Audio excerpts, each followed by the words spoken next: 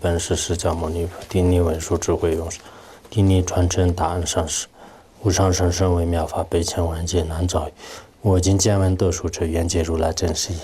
为度化一切众生，请大家发无上殊胜的菩提心。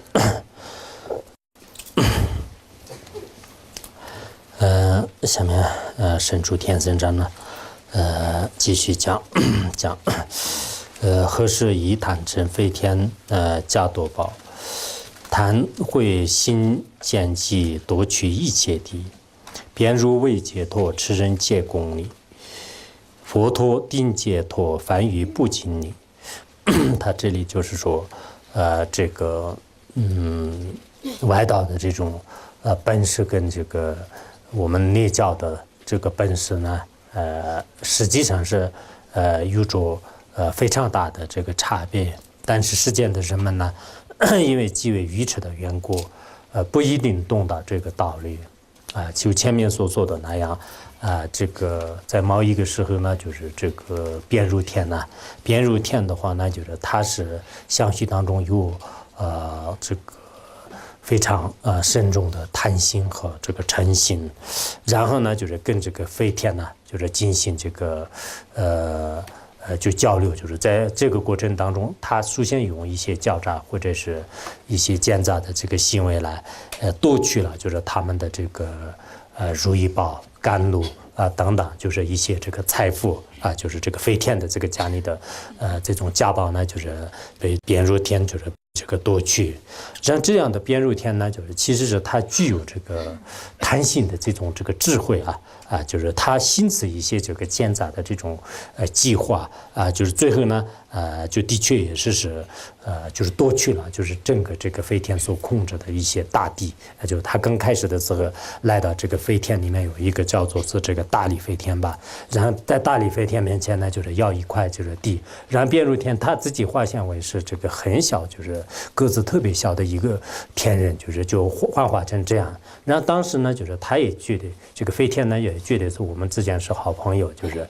你需要什么样的这个地盘，就是他说我这样的这个身体所覆盖的这个地方就是可以。然后呢，就是当他把这个地呢，就是已经答应给他的时候呢，他的幻化呢马上越来越大，就是最后的话呢，整个就是身体这个所覆盖的地方呢，就是全部遍入天这个所控制。当然这是这个飞陀里面的一些这个故事就这些故事里面呢，有些是有依据的，有些的话呢，就是这是他们的一种这个传说。但是这种传说的话呢，在我们藏地的私学当中呢，就经常也运用，在印度的一些这个古典的典籍当中的话呢，也是就是经常这个运用。所以这个作者的话呢，就是根据他们就是自己在这个具有历史的这种传说呢，就是作为依据，然后呢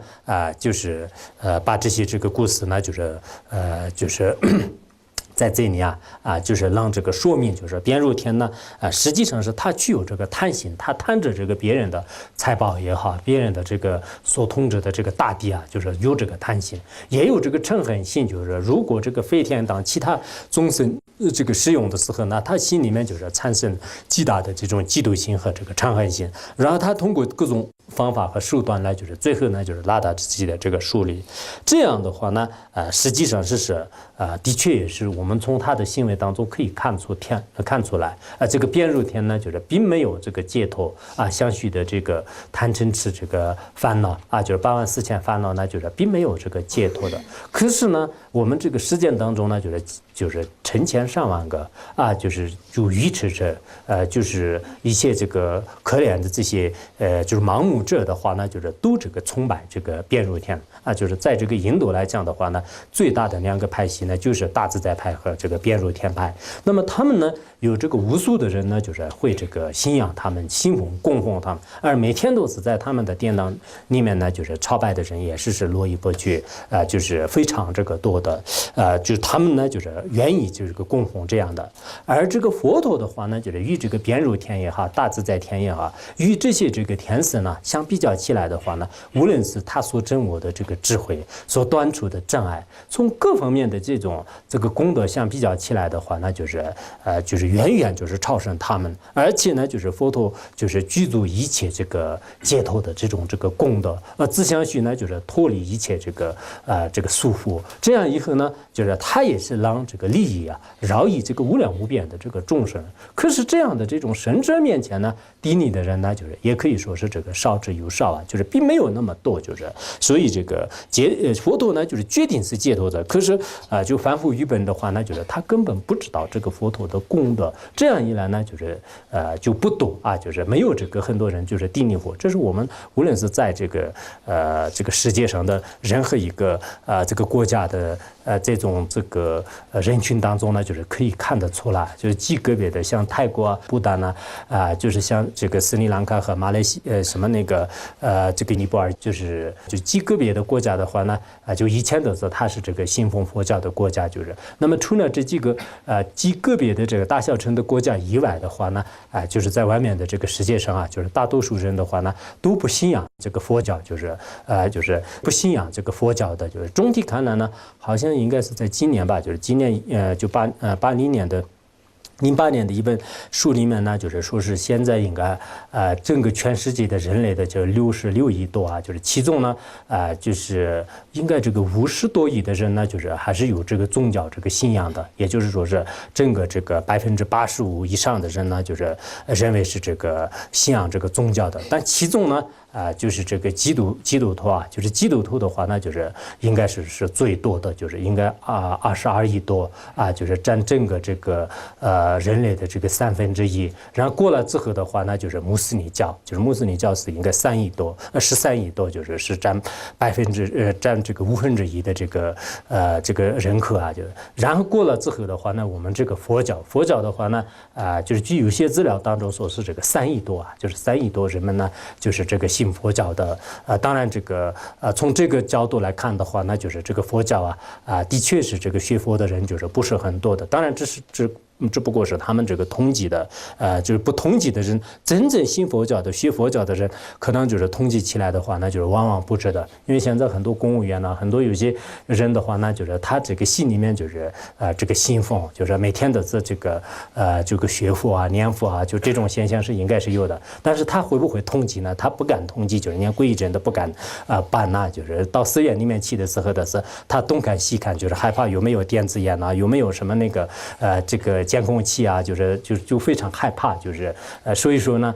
就是有些人的话呢，就是不一定是在这样的这个数目当中，就是从不管是从哪方面看的话呢，我们这个学佛的人呢，就是的确是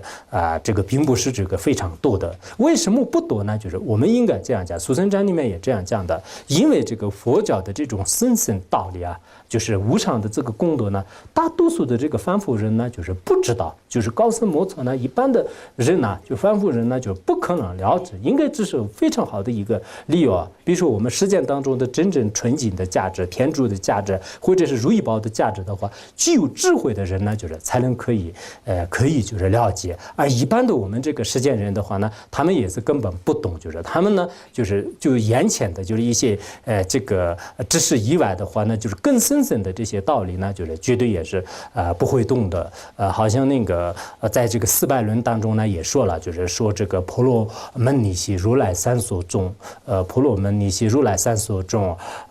而言一能知故复发生心。这个我们实践当中呢，就是最大的这个派系呢，就是一个是婆罗门教，一个是印度的这个尼西派啊，就是尼西派外道，还有呢就是佛教，就是如来教。这三种教当中的话呢，就是前面的这个婆罗门教呢，就是大多数都是就是唱诵啊，一些这个就是一些这个梵呗的这种声音呢，就是以二为根，就是以二根呢就是为这个依据，就主要是这个听闻。然后那个尼西派的这种这个外道的一一些行为的话呢，就是通过这个严格呢，就是来让这个戒说，比如说练瑜伽啊，就是修气功啊，等等等，很多都是以这个严格为这个戒说。然后我们这个佛教的话呢，就是以一根，也就是说是深深的这个智慧啊，深深的智慧呢，就是让这个戒说。但这样的这个佛法呢，就是一定需要有一种非常深细的智慧，才能呢，就是让这个了佛。所以我们这个实践当中呢，有些人可能认为啊，就是为什么是这个学佛的人那么这个少啊？就是佛教如果那么殊胜的话呢，就是不应该就是那么这个少啊。这是我们应该可以这么说吧？就是你这个知识呢，就是越来越深的话呢，学的人就是越来越少啊。比如说现在我们实践当中的一个学校啊，就刚刚这个毕业的这个高中生的话呢，你这个要求最高的学校里面，就是考上的可能是很少的啊，就100个人当中呢，可能有2、3个人就是才能考得起。因此，实践的这种知识也是，如果这个越深奥的话，那就是能通达他的这个人呢，就是越来越少的。所以呢，我们这个佛教呢，就是应该说是极为神圣的、极为那个就是广大的一种这个学问啊。就前一段时间我到青海，就是青海有一个著名的藏医，就是然后他就在自己的办公室里面，哎呀，现在这个藏传佛教的那么好的如意宝一样的，但懂到的人真的很少，只不过还是可以吧，凡事也有少数的。佛陀也说了，生生离息，光明无为法，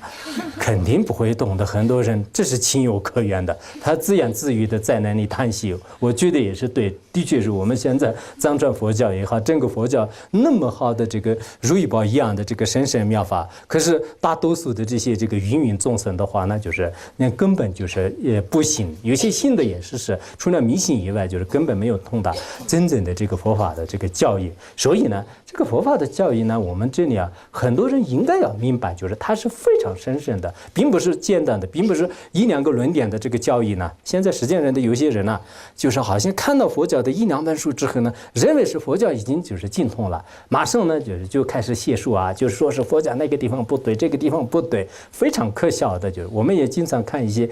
这个国外这翻译出来的以后，国内的一些藏文、韩文，很多书呢，就是看得非常多，可是他们呢，真正让这个就是排斥佛法或者是这个毁谤佛法的这些人的话呢，一看都知道哦，这个人他自己没有懂到，就是这个人很可怜的，很可笑啊，就一看到这个人哦，就这个人这是这个在实践当中就是学过一点点，就是对这个佛教的浩如烟海的道理的话，那就是连站都没有靠，就是边都没有靠，就是非常可怜呢，就不断的这个叹息。除此之外呢，没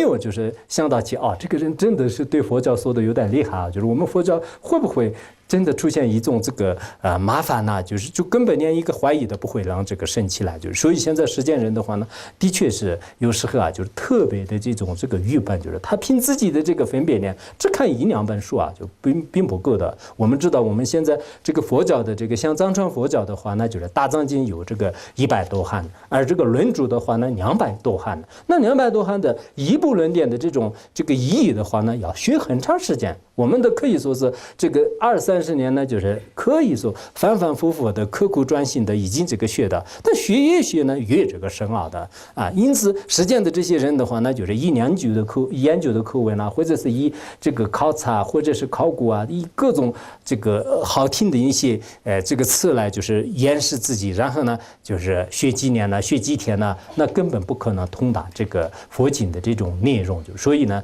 我们第一方面呢，就是自己也是没有就是好好的这个学之前呢，就是千万的是不能就是毁谤一些这个佛法，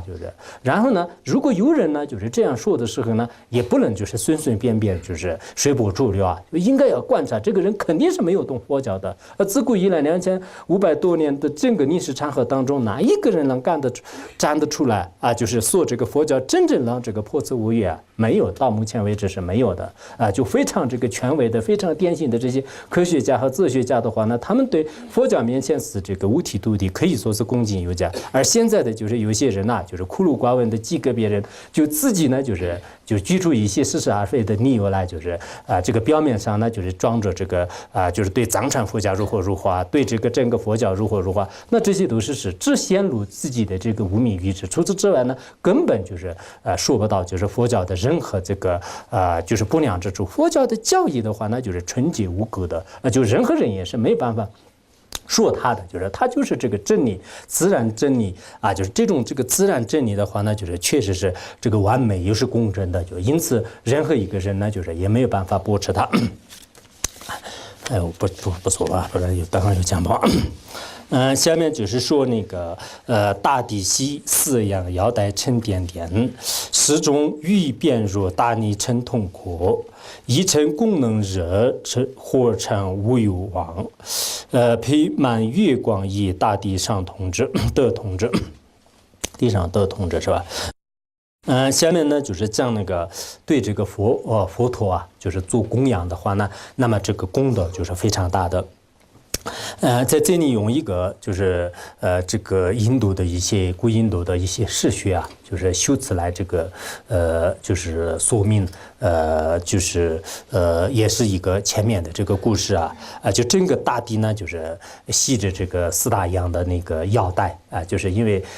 就是这个四大洋呢就是就环绕着这个地球，就是环绕着这个大地，就是这样说的。然后它呢就是在这个整个大地啊，就是沉甸甸的，就是非常这个沉重的。这样的这个沉重的整个大地的话呢，曾经这个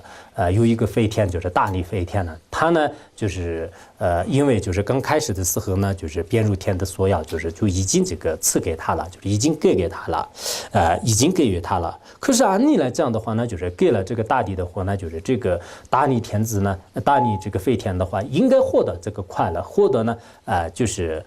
这个安详。可是呢，就是他得到的这个果报，或者是他得到的这个结果呢，他也是被这个边如天的身边呢，就是压在这个地下，就感受无量无边的这个痛苦，就是增上烦恼啊，就是增上烦恼。这样的话，这个句子当中呢，就是说明啊，就是我们对这个边如天呢，就是做怎么样的这个供养也好，对他呢就是恭敬呢，其实没有就是好的这个报应，没有好的结果。就像一些恶人的话呢，我们就是对他怎么样这个诚实，怎么样恭敬呢，到一定的时候呢，就是不一定对你给一个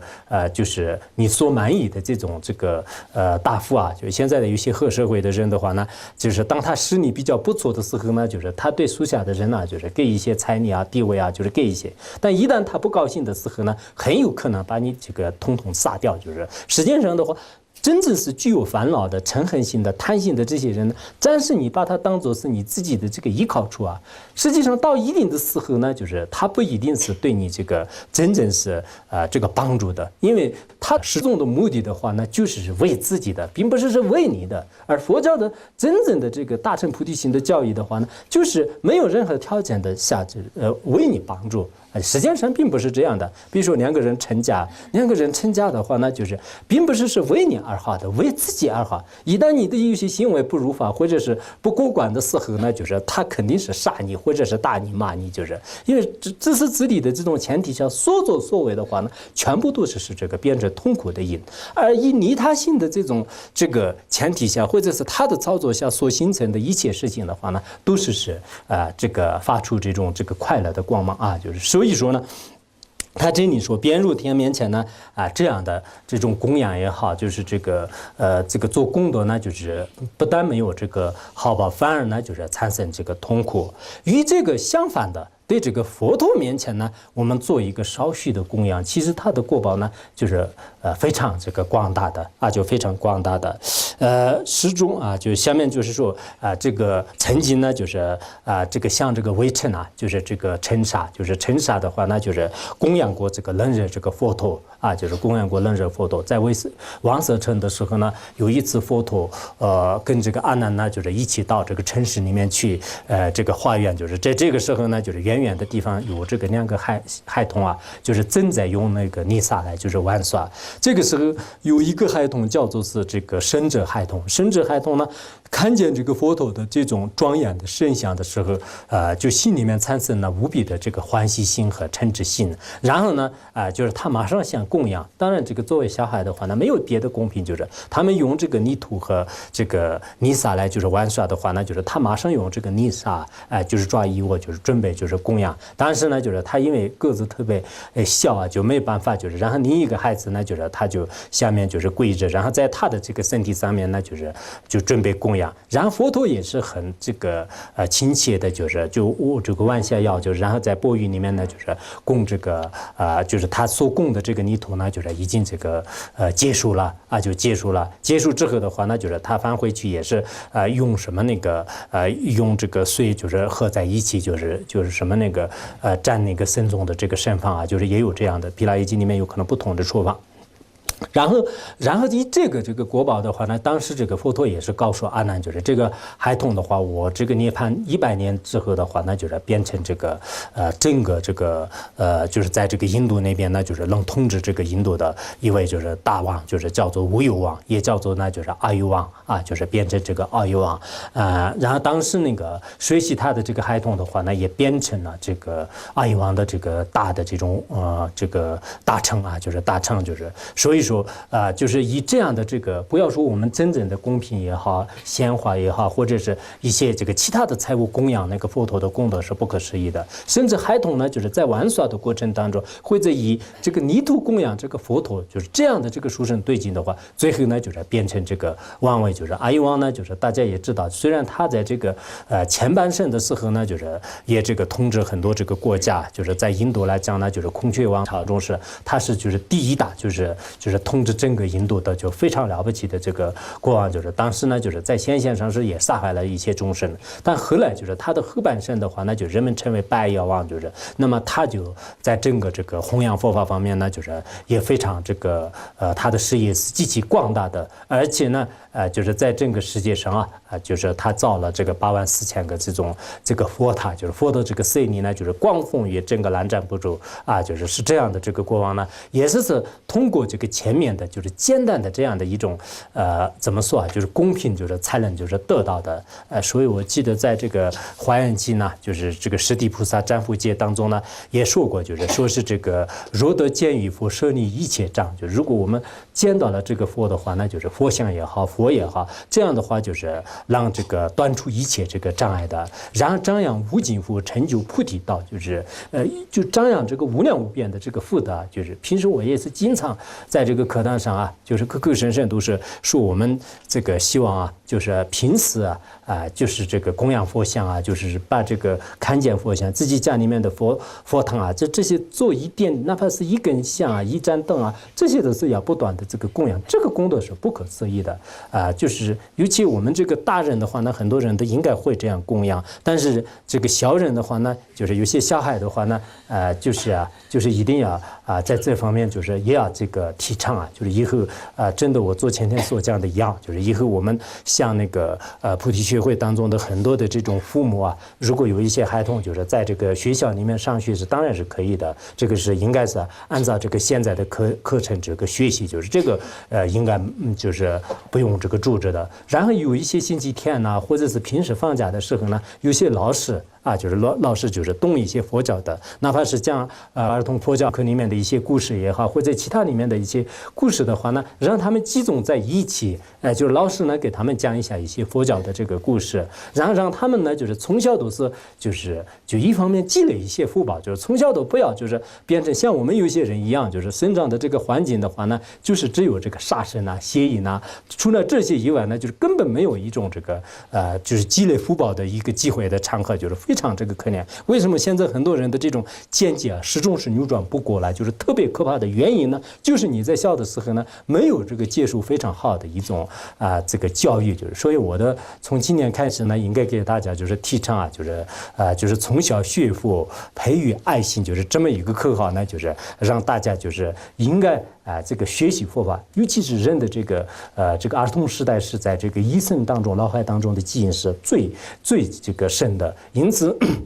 在这个时候呢，每个这个小孩呢，就是都觉得是这个心中有佛。如果在这个佛面前供养呢，就是将来就是获得，就像阿育王一样的，就是获得这个神圣的这种这个境界或者是一些这个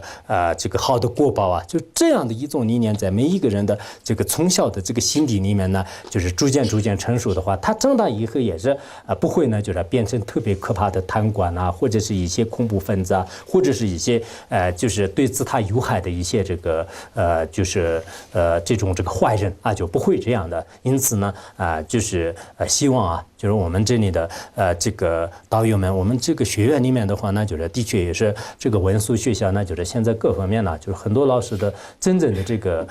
这种感召力下，就是很多孩子的话呢，就这几年以来的是真的变成了就是这个修行人，就是非常的这个感谢。那么在外面的话呢，应该就是我们要创造这个条件啊，从今年开始，希望呢就是各个地方应该建立一个这样的一种这个就是佛教的这种这个校学，就是真正的这种校学。现在我们要办很多手续有一定的困难，但是我们以前也去过什么这个台湾啊、新加坡啊、马来西亚、泰国啊，他们很多这个学校的话呢，完全是有佛教的教育，这个是对现在的有些场合来讲是不能办到的。但是呢，他们在自由活动过程当中，就是大家有一个共同这个学佛的，从小都是互相一个集体性的，就是对佛的一种这个就诚挚的信心呢，应该就是比如说几个小孩子一起，就是让他们今天磕头，明天听故事，后天呢就是看这个佛陀的这个故事的动画片呢。那这样以后逐渐就是他们这个长大以后啊，真的是对他们的这个一生是起到非常大的作用。否则的话呢，就是从小都是这个就生长在一些这个不好的这个环境当中，而且有些老师也是特别的坏，就是一直讲一些这个特别不好的这个故事啊，你如何打仗啊，如何以前我们也遇到过很多坏的老师，就是所以我现在想起来有点这个恨，但是也发了菩提心，不能恨。开玩笑。好，下面讲，我不知佛法，不成蛋黄当，谁具真理于人必为本舍。然后这里作者呢，对，刚才前面啊，就是这个阿育王的话呢，可能前面后面还要稍微解释一下。这个阿育王呢，就是他是这个以前的这个国宝的话呢，就是只是就这样的一种供养，但后来呢，就是配这个月光啊，就是满月光的话呢，它是一个修饰，就是因为月光呢，就是普照的整个大地，就是可以说是月光所这个覆盖的所有的这个大地啊，就这是一种形容词。就是实际上呢，就是阿育王也是当时主要是统治这个兰占部族或者是印度的这个地方啊，就所以我们人们呢，就是经常自古以来也有这样的这种形容词啊，就是它这个月光覆盖的整个大地的话呢，就是被它这个控制，就是这个国宝呢，来自于就是可以说是就是对这个功夫的一点点的这个功德所导致的。因此呢，我们这个现在就是也应该就是一个小小的这个功德的话呢，再过了几百年、几千年的时候呢，真的自己也是得了这个无量的这种这个快乐啊。就以前我们入心论当中也讲过，就是一佛无边佛，恒常获安乐吧。依靠这个对佛的这种这个供养也好，就是祈祷的话呢，就是获得了这个无边无量的这种福德，而且呢，就是在生死轮回当中也是经常这个获得快乐，最终呢，就是获得了这个圆满真等觉的无上快乐。所以。前面刚才宋词已经念了那么这个作者呢，就是他是这样说的：你这样只是就是一直这个赞叹佛陀，而这个对外道的很多本事呢，就是就不但不赞叹，还要就是说他们的过失，是不是你站在一种非常不平等的就一种偏袒的这种心态来就进行评价呢？并不是这样的，他自己呢。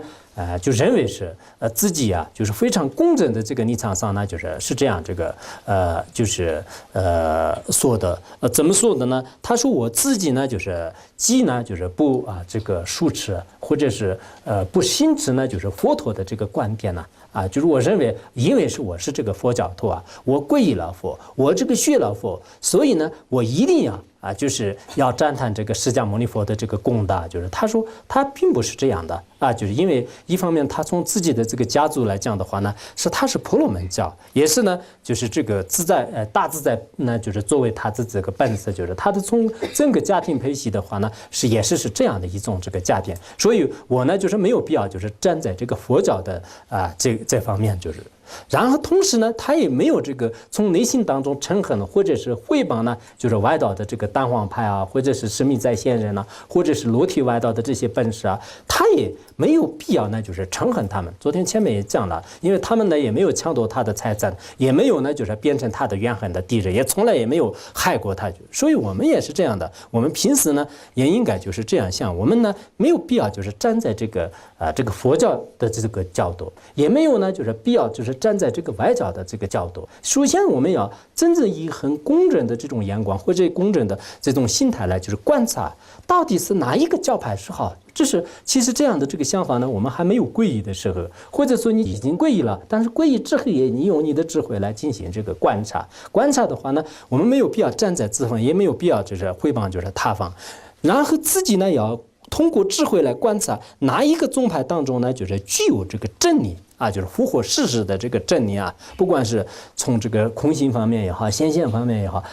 佛教当中有真理的话呢，我们要接受这个佛教的真理；如果外道当中有接受外道的这个真理的话呢，那么我们也可以这个接受。所以呢，就是我们把它就是当做我们的这个本事，当做我们在这个问题上呢，就是很多人不要搞错啊，就是大家一定要知道，自己认为是自己这个比如说我是一个外道派，就认为呢，就是自己本身所传的这个教言呢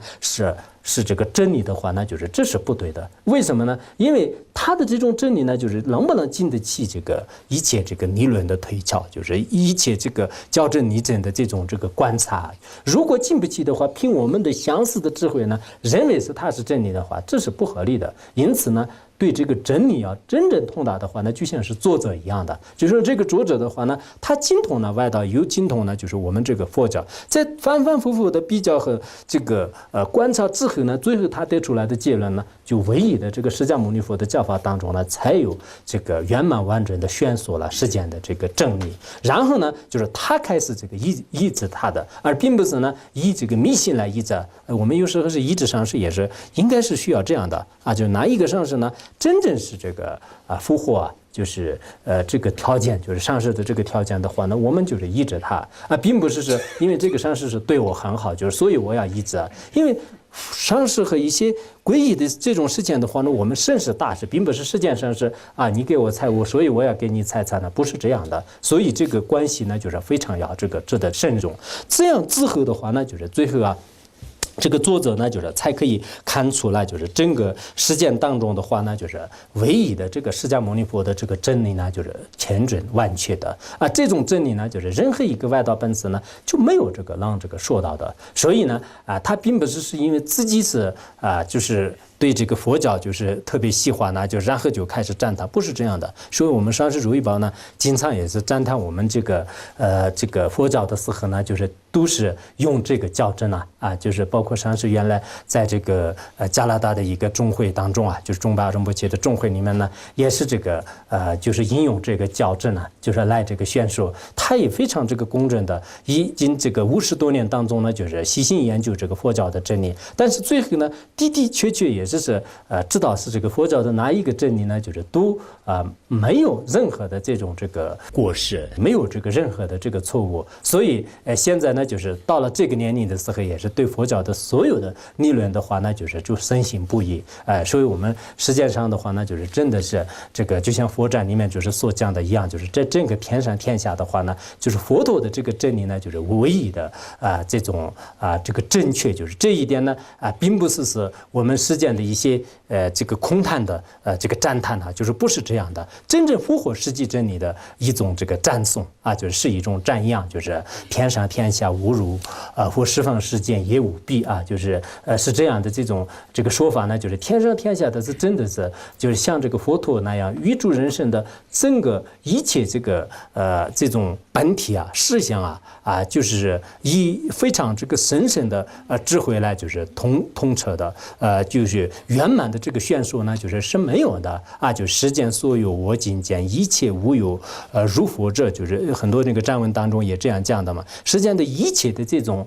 这个真理当中呢，就是全部都是佛陀是这个无有不见的就全部都已经照见无余，可以这么说的。那么我们这个人当中也好，其他的这个天人当中也好，实践当中的确也是没有这个如佛陀一样的我本人的话呢，也不是什么很有智慧的，但是呢，以前在这个读书的时候，虽然也没有上过特别就是一些有名的这个高档学校，但是一般时间的一些，后来就是在中专、中学这个时候呢，就经常的是看一些就是各种各样的这个书，每一本书也好，每一些真理就是包括就是一些辩证唯物主义啊、历史唯物主义啊，很多的一些。知识的时候呢，始终都是说服不了，就是自己觉得是，这里也没有说到这个就是很正确的这种道理啊，就是一种是始终是这样的。但后来遇到这个佛教的这个移民也好，这个般若也好，在这个时候的话呢，就是自己始终都觉得非常惭愧，就是在佛教的这种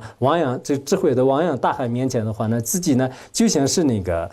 就是一滴这个水一样的，就是始终都是没有办法，就是这个享受真正的这个佛教的这个教理的这种智慧，就是有这种感觉，就是因此我们很多人呢，就真的现在这个末法时代当中的话呢，稍微对这个佛教就是了解一点的时候呢，就认为自己呢就是已经这个精通佛教，然后呢就是开始对这个佛教就进行这个。就是评价就是哪个佛教是如何，就甚至对佛教释迦牟尼佛的时候开始这个评价，有时候是看起来真的是非常非常的可笑，就是他自己的话呢，连一个小小的家庭的有些问题都处理不了的人的话呢，还就是批判这个释迦牟尼佛，就真的是非常这个可怜了，就是因为现在末法时代的时候呢，有些在家人和不信佛教的人这样说呢，也是因为环境的原因，就是情有可原，就是愚痴的人呢就是无量无边的。但是甚至有些配袈裟的一些这个出家人的话呢，现在也是好像就是现在一定要改革就是释迦牟尼佛是这种这个学说这种说法呢，就是陈旧的古老的，一定要就是要这个重新需要这个发明就是要发现如何就是听起来的是就是有现代的一些这个假名词来就是开始这个就维护自己。其实这些人呢，就是都是愚笨的标志，就是希望呢。我们就是对这个佛教的真正的这个教义尤其是生老死病也好，佛教的里面所讲到的这些深深道理呢，作为在家人，作为出家人，一定要自己心里面产生升起来，就是定解。升起定解的时候呢，你对这个佛的信仰呢，就是不会容易这个改变的。否则的话呢，你只是表面上呢，就是就办个皈依证就是今天呢，就是加入一些佛教的团体当中，听个观点参加一些这个开光仪式就是这些并不是属于是佛教徒。所谓的佛教徒是真正是对佛教的教义呢，就是已经这个深信不疑，哪怕是遇到生命危险也是不舍弃三宝的话呢，这个时候就是成为一个佛教徒。那么下面就是这个道理就是怎么解释呢？就神会言训宁，易遂具变之，离身大教义之之何须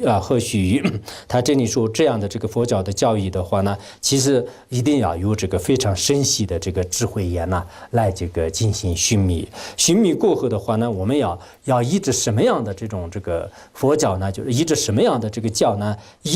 一定要就是无论是佛教还是在这个外教谁具足这个能通达一切万法的这种这个编织的智慧就是谁能具足呢？就是饶益就是天变无极一切众生的利他的这种慈悲心就是利他的这样的这个慈悲心。这两者这个大教义这两个大教义呢，谁具足的话呢，就是我们应该就是值得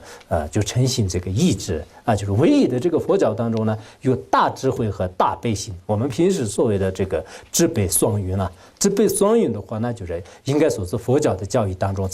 就可以找到的。那么其他的这种这个学说也好，其他的一些真理的话呢，作为一个有智慧的智者来讲呢，谁需要就是依着它呢？就是根本不需要依着的。我们人类最需要的呢，要通达这个万法的真理。如果你没有通达的话，迷迷糊糊的，就是处于在一种这个幻觉当中就非常可怜的。你仅仅是通达一切万法也是不行的，你必须要就是对一切众生有一种爱心就是爱心。所以我们这个佛教的教义的话呢，就是可以说是这个深这个利他的这个心和通达这个万法就是如来所说法略言为而众，如来所说法略言为而众，不害升天什么升人天观空正涅槃，就是这个升天论是也是终极性的，就是说是这个如来释迦牟尼弥佛所选所的所有的这个84000的话，如果我们归纳出来的话呢，就是有2种。第一种呢，就是不害任何一个众生，心里面发起这个悲心，这个果报呢，就是让这个转生到这个天界人间的这个三趣当中去。然后呢，就我们要通达一切万法，在名言当中如幻如梦的深意当中呢，全部都是远离一切心论的大空性。这种见解呢，就是可以证到就是无上的这个涅槃，就是所以这里面呢，也主要宣说了智慧和悲心。我们这里呢也是说了，就是任何一个宗派这个教义当中呢，如果有利他的心，如果有这个居住通达一切万法的这个智慧的话呢，那么作者来讲呢，就是他也愿意皈依愿意呢就是依着他。除此之外的这些教义呢，有什么这个有什么价值呢？没有什么价值。各位应该要这个心里面想就是现在我们这个，尤其是在汉地的话呢，我经常这样想的，因为人也比较多，就是这个古今中外的这个各种这个文化学说呢，也是非常的这个复杂。然后呢，每一个人的这种思维方式的话呢，也有奇奇怪怪的，就各种各样的现象。哪怕是一个名词解释也好，对一个任何一个东西的这种说明这个说的话呢，就是这个人也讲一个，那个人也是讲一个，结果看起来的是自己也是已经不知道就方向了，就是变成这样的。在这样的这个文化领域当中呢，我们要找到一个如这个明灯般的这种佛教的这个指路明灯呢，真的是非常这个难得的就因为这个佛教的这种教育呢，就框架性的，就是把我们所有的这个方向呢，就是已经搞定了。就是你如果广大的这个说的话呢，那大藏经和论著里面有那么多，如果你归纳起来的话呢，就是智慧和悲心就智慧。智慧是什么呢？就是通达深意当中的一切万法的这种本体和世俗当中的这个本体，也因果一切都是不复杂就是不这个混淆的，就是这样的一种道理。然后呢，就是对悲心，我们昨天所讲的这样的利他心和悲心的话呢，在任何一个家庭也好，社会也好，众生都需要的。如果离开了这样的悲心的话呢，就是人类也不快乐，众生也不快乐，整个这个世界口头上的我们很多人就是说就是现在是如何的这个社会发展人类进步就说起来的特别好，但是乃至你的这个心里面真的是佛教的这个理念呢，没有升起来的话呢，我觉得是最究竟的这种这个发展和最究竟的进步呢，就绝对是不会带到的。你光是在外面这个修机动路的话呢，就是不一定是进步就是现在来地震的时候，很多这个房子越来越高的时候，心里面越来越不安宁，就是平时坐着的时候，从这个窗户里面看一看都特别害怕，就是不敢看。就是你所谓的进步是这样的恐怖吗？开玩笑。下面讲那个输入无主果普具诸功的众功的方便如自在彼是我本舍。他这里说这个如果在这个世界上呢，就是一个人就是没有这个任何的贪嗔痴当烦恼和以及烦恼所引起来的杀盗淫妄世间的各种恐怖战争灾难等等这样的这个过失呢，就是一点也是没有。而且相续当中呢，就是展示的这个利他心菩提心信心就是这些三法方面的心也全部具足了。然后利益众生的这种这个就是大的这种悲心通达万法的智慧以及呢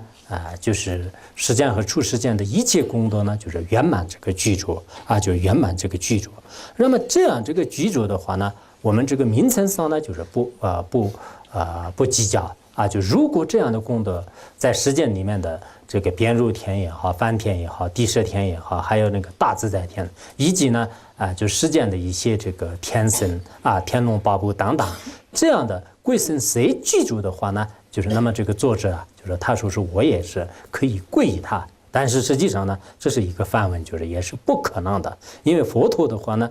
的确是在这个三界当中的话，唯一的就是端出二乘通达这个二智的这样的一种大圣者、大仙人，这样的这种境界的话呢，实践的人和人呢，就是绝对也是不可能就是通达的。所以说呢，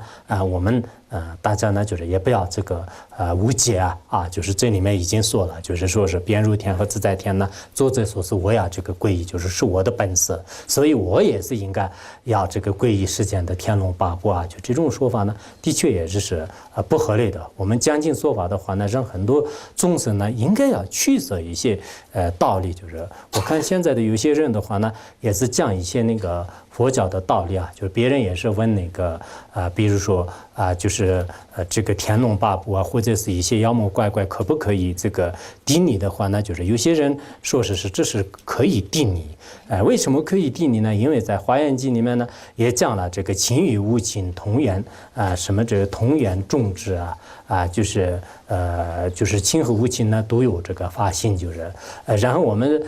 这个世间的一些三字经当中说是人之初心本善这样的这个校正的话呢，就是应该人的本体呢就全部都是有这种善的这种本体，就这样的原因呢，我们也可以就是拜一些世间的这个天龙八部世间鬼神这些都是可以的。但这种这个说法呢，就是实际上就是如果是我们就是真正是能知道这些鬼神呢，就是诸佛菩萨的化身，或者呢就是他们已经受了这个誓言了，就像我们藏地的有些护法神一样，就是已经这个在高僧大德面前就是受过这些誓言，就是承诺呢就是维护这个佛教的话，那是绝对可以的。除此之外的话呢，如果我们把这个僧义谛和世俗谛两个混在这个一起，然后人的本体呢就是空性的，空性的原因呢就是可以归依他们，因为本体呢就是一个法界的原因，可以归依他们的话呢，那就是世间的整个这个皈依界呢就没办法就是按你了因为这个本体上的话呢就是也没有什么，所以我们可以这个皈依这个什么这个老猪恶狗或者是牦牛顶礼，就我们看见这个牦牛的时候也可以顶礼，就是看见佛像的时候呢也可以顶礼，因为呢就是本性是善，或者是因为在这个本体当中情与无情都是一样的，以这个原因呢要皈依或者是顶礼的话呢，那么我们看到石头呢也要这个顶礼，看到龙泉水呢也要顶礼，就是这是肯定不合理的。因为我们皈依以后呢，就是有非常的这个明确的一些戒律就是什么这个如归复以宁舍舍命就是那个《优婆塞经》当中呢。优婆塞戒经当中呢，如归什么这个佛以宁舍舍命，终不异于自在天堂，就是这是讲的这个皈依佛以后呢，就是哪怕是宁可生命危险的话呢，也不能就是皈依就是这个大自在天地释天边入天等等，就是这些也是不准的。然后这个经里面呢，也紧接着说就是如归法以宁舍舍命就如归法以宁舍舍命，终不异于什么歪道颠迹就这是这个皈依法的要求。如果我们皈依了释迦牟尼佛的利益一切众生的佛法之后的话呢，宁可遇到生命危险呢，就是也不能就是这个皈依就是不能呢就是皈依歪道的，就是各种这个像吠陀以及这个现在的孙氏歪道为主的等等的这个一些歪道的典籍呢，就是也不能就是皈依的。然后讲到这个僧宝的时候呢，也说了，就是说是这个若归僧义僧就是什么这个宁舍舍命，终不异于歪道谢宗就歪道这个谢宗所以呢就是您就是舍弃生命的话呢，就是只要皈依了僧宗之后呢，不能就不能这个皈依歪道的一些这个妖魔怪怪或者是一些邪见者这一点呢，就是大家应该清楚。否则的话呢你作为一个这个皈依三宝的佛教徒的话呢，那么就是优婆塞经的教义是如何解释就能不能解释呢？你也皈依这个既要就是天神这些，还有呢就是跟这个世间的这些歪道就是完全都是信皈依他们利他们，这样的话，你这样的这个皈依戒呢，就是怎么样这个受持，就是所以有时候呢，我们呢就是应该要这个分清，就是这个歪道和内道之间的差别，就是这一点也是没有这个闻思修行的话，恐怕是不行的。因此呢，就是这个赞叹文的话呢，就是一方面是就是赞颂这个佛陀的这个功德，另一方面呢，就是我们很多的这个佛教徒的话呢，就是自己也是就是搞不清楚就是到底是皈依这个谁因为实践的一些民间的这个说法的话呢，有各种各样的，就是他们呢，就是比如说一些天神面前的话呢。呢，就是有各种这个公平啊，就是拜一拜啊，立一立啊，就是也有这个种种这个情况的。那这样的这个做法的话呢，就是的确也是不如法的。当然，实践的一些比如说一些这个肾啊，就是对你暂时带来的这种帮助的确也是有，像东北那边的一些大仙呐，或者南方一些的这个肾啊，就是他们的一些。他们不说是大仙儿，仙儿就是他那个有个的声音很强的，大仙儿。他们的这个大仙儿也好，那个这些呢，就是的确也是可能对战士啊，就是人带来一些，但是这个战士的对他们就是作为一个事业的帮助啊，就是这样的，可能也没有什么就是大的这个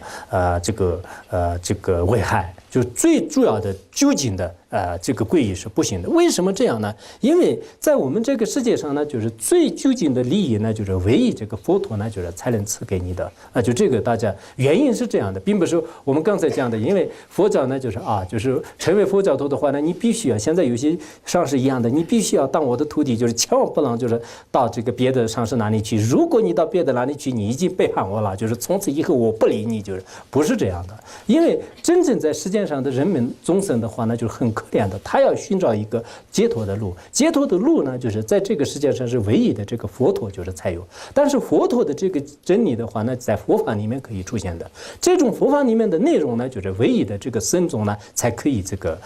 就是结束啊，就是因为这个僧众呢，就是他有这个闻思修行的机会，就是他可以。所以我们如果皈依三宝的话呢，在我们自相续当中呢，今世也是会快乐的，来世也是快乐的，乃至生生世世呢，就是让我们就是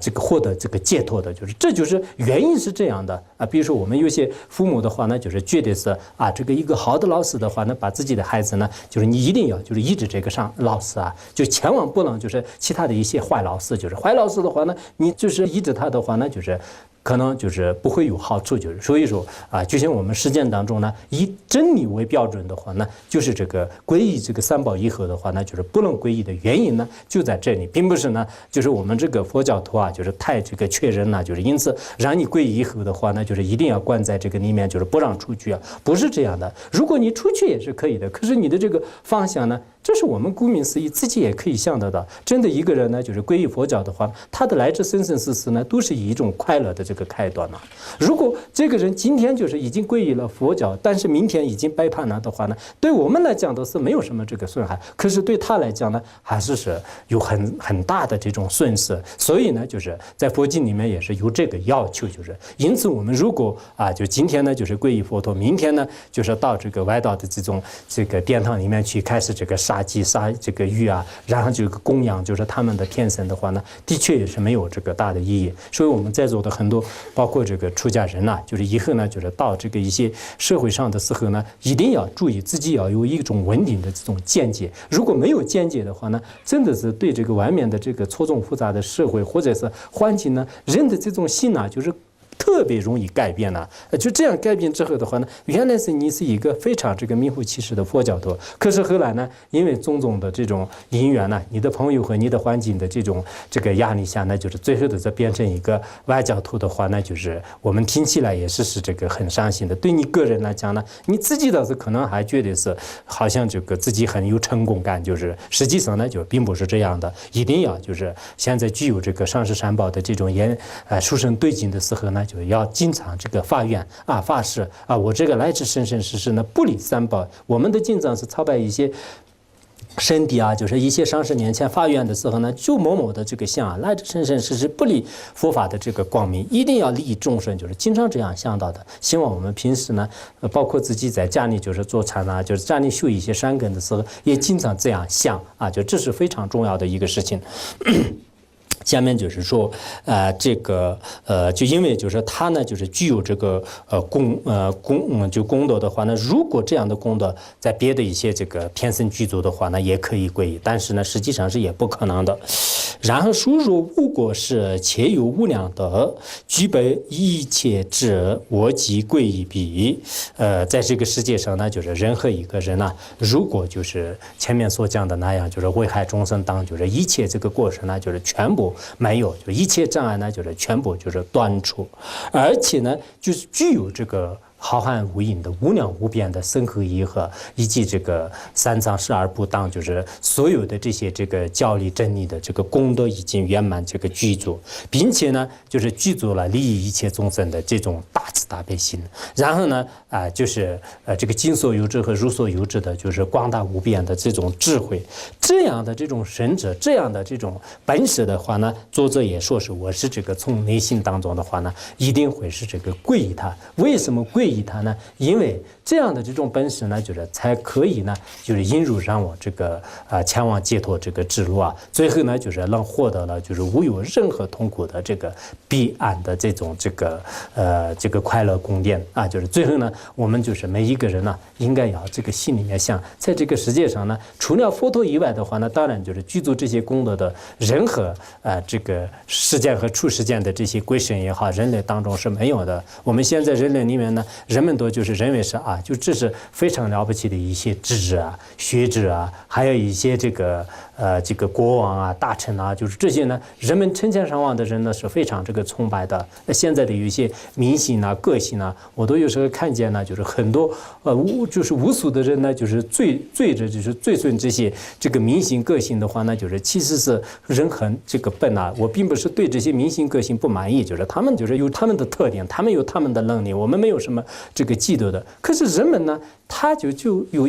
这怎么说啊？就是有一个比较好的一种动作啊，就是有些演员的话呢，就是他只能就是就是什么这个打拳啊，或者说就是有一个非常这个吸引人的一种这个神态，或者呢就是他的嗓子就是非常好，他前世呢就是可能供那个佛啊，就是这样。但是以这个原因呢，就是无数的人就崇拜他的话呢，其实一旦这个人这个死了，或者一旦这个人老了以后的话呢，就是原来那么多人崇拜的。就是这个追求的根本呢就没有了，因为人们呢特别喜欢听他的声音，结果呢就是这个声音就是已经不行了的时候呢，就是还要会不会喜欢他呢，就是也不一定的。所以有时候我们真正的这个像这个大慈大悲的这个佛陀或者是菩萨来到世间的时候呢，人们不一定是对他这个希望，因为不知道他的功德，他的这个功德呢非常隐藏的，就是不一定人们都是让这个显见的。而实践的人们呢，就是稍微有一点这个功德有一点特长的时候呢，人们都特别的对他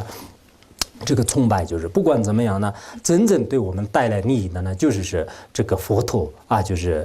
这《宝性论》当中也是就是说了，就是说是这个最究竟的这个皈依处呢，就是这个佛陀就是这个因为佛法和僧众的来源呢，就是这个佛陀。那么我们对这个佛恭敬呢，对佛皈依的话呢，这就是在实践当中呢，就是没有就是超过他的。为什么人们呢，就是现在这个佛教徒呢，就是对皈依很重视。这一点呢，的确是汉传佛教当中，我觉得是有个很好的这个传统就是谁皈依了佛以后呢，就是一般来讲是不改变的。我们藏传佛教的话呢，就是有时候也是没有什么具性这个皈依的这种怎么说就是传统，人人都从小的时候都是已经皈依了一样。就是那这样的话呢，一方面就是自己还是有一种这个就皈依以后呢，就是自己我确实是佛的弟子就是这样的这个明确的观念，我觉得很重要的就很重要的。以后呢，我们要这个想到我们在座的都是已经皈依了佛，那么佛像在哪里见到的话，就要知道是他是世间的这个唯一的这个真理者。那么其他的一些各种教派和各种宗教的一些他们的这个僧尊见到的时候呢，我们也没有必要排斥他，或者是就是说他的过失就是没有必要的。但是呢，我们跟这个佛陀一模一样的这个恭敬和朝拜的话呢，就是这个方面就是希望智者们呢，就是要这个分析就观察你的这个皈依结合，你如果对这个外道的这个本事一模一样的崇拜的话呢，对你能不能带来究竟和暂时的快乐，就这个是我觉得最关键的。如果他也是跟佛陀一模一样的给你带来这个究竟这个暂时的一切的这种解脱也好，就是一切快乐的话呢，那当然是可以的。就是这个遍入天也好，自在天也好，谁有这个能力的话呢，我们都可以的。但是如果他没有这样的这个能力呢，我今天把所有的这个财产也好、精力也好，就全部都这个付出，结果这个所皈依的这个对境呢，对我不能赐予如实的洗礼的话呢，恐怕是一个浪费。就是因此呢，我们基层当中就在这么多的这种怎么说宗派当中呢，我们遇到的这个佛法呢，就是的确也是大家的就是值得这个欢喜就值得欢喜。所以作者也说是他是这个皈依的呢，就是唯一的就具有一切功德、远离一切过患的，就是智慧双全的这个佛陀啊。就我们也从内心当中呢，也从今天开始呢，唯一的这个皈依这个佛陀啊，就是来自生生世世，我就是皈依你。除此之外的话呢，我不是这个究竟的皈依。当然暂时的话呢，就是我要可能皈依，比如说有些修行人呢，就是没有这个钱的时候呢，就是要皈依一个有钱的上师啊，然后有些这个人呢，就是没有这个地位的时候呢，就是要这个有些居士啊，就是没有地位的时候呢，要这个有地位的一些这个领导啊，就是暂时皈依，这是暂时的皈依，不是你究竟的皈依，这也是可以，因为你没有这样的方便方法的话，你暂时这个生活也是维持下去很困难的，就是所以说呢，你这是暂时的一个皈依，最究竟的皈依呢，就是要佛陀。有言引道，具如念母之佛尊，赞美千江远大海，我与所生分散，愿诸众生俱安乐。那么如是上面所讲的这个这些这个赞颂文呐，就是其实呢，就是全部是这个如莲花般这个具有这个名目的这个佛陀，佛陀的这个相好里面呢，就是唯一最好的一个相之一，就是用这个如莲花般的这个名目来这个修饰的。那么具有这个这样的这种庄严的这个怎么说啊？就是名目的这个佛陀呢，其实有很多的这种赞颂文，就是值得这个瞻仰他的身语的很多功德。那么这个来源呢，就是全部都是这个佛陀的这个功德，就像是世间的这个就是很多的这个钱讲啊，就是百川的这个来源呢，就像大海一样的。那么就是智者们呢，就是经常所赞美的这些这个赞文的来源的话呢，就是这个佛陀的这个功德。所以作者呢，他在这里就是所赞颂当中啊，所得到的这个少分的这个功德的话呢，就回向于一切众生，愿这个所有的众生呢，就是带到暂时和究竟的这个快乐。我们也这样想，就是你们这个听闻和我们这个共同这个学习的这个所得到的三根呢，就是回向给一切众生，愿这个所有的众生呢，就暂时对这个释迦牟尼佛和三宝呢，就是升起啊，就是不共的这个信心。究竟呢，在他们的相续当中，就是这个种下了这个菩提这个或者是解脱的这个种子之后呢，就是成熟以后啊，就是能获得这个圆满正等觉的果位，而利益无量无边的这个众生。我们也应该这样这个回想。身处天生赞，德学大波论色照圆满，印度堪波萨瓦扎德瓦，主教意思万德人亲啊，就万德人亲翻译。这是从那个梵语就译成那个藏语的意思。后有万德贝扎啊，就嘎瓦贝扎是后来那个智中对称的三大意思之一啊，就是贝扎让吉让吉达啊，就让吉达教成而抉择。好，这个论点已经圆满讲述，就讲完了。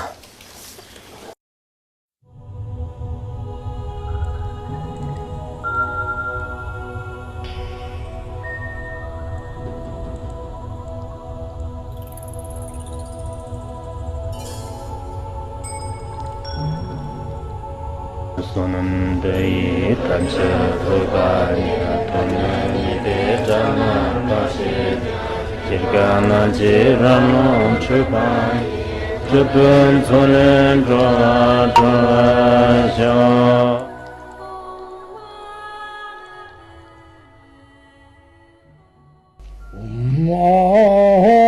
Bandara Badna Asadar Bandara Badna Asadar Bandara Badna Asadar